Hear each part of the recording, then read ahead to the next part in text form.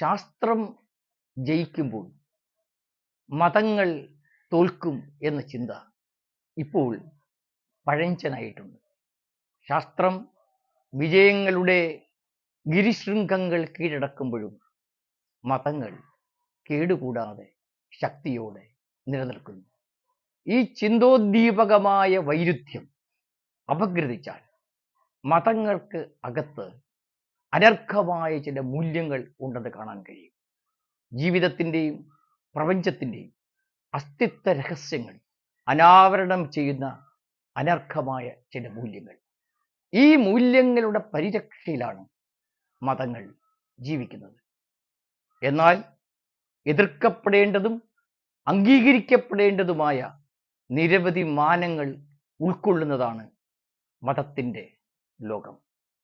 മതങ്ങൾ കൊണ്ടു നടക്കുന്ന മതവും യഥാർത്ഥ മതവും ഒന്നാണോ എന്ന ചിന്ത ഇന്ന് വർത്തമാനകാല മനസ്സുകളെ അലട്ടിക്കൊണ്ടിരിക്കുകയാണ്. മതങ്ങളുടെ പ്രബലമായ നിക്ഷിപ്ത താല്പര്യങ്ങളാണ് ഇതിന് കാരണം.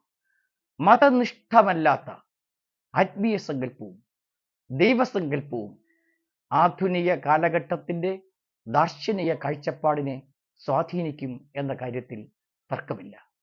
മതം ഏതായാലും മനുഷ്യൻ നന്നായാൽ മതി എന്ന ഗുരുവചനം ഇവിടെ നമുക്ക് മാർഗദർശകമാണ്.